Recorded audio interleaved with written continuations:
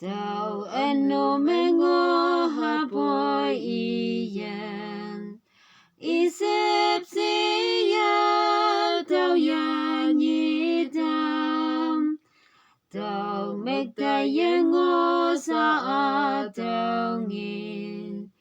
when chong when me budao iya yantam tawa ichingan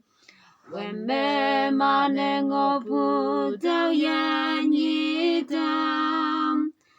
tao imin yong neng akam yenang bam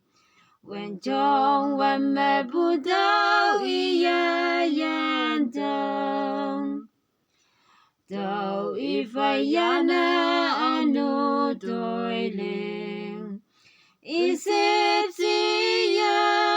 tao yan yitam tao lam như me ye mai be kem ngom when chong when me budao iya yantam tawa ichingan when me manengo budao yan yitam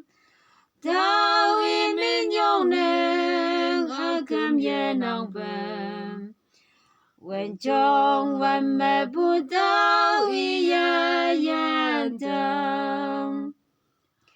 anu kasiya sabu me pun isip siya tao yan yitam wang nyaga meng pa ya fan me pun when chong when me budao iya yantam tawa ichingan when me manengo budao yan yitam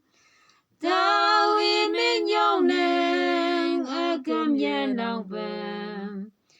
when chong when me budao iya yantam. Praise God.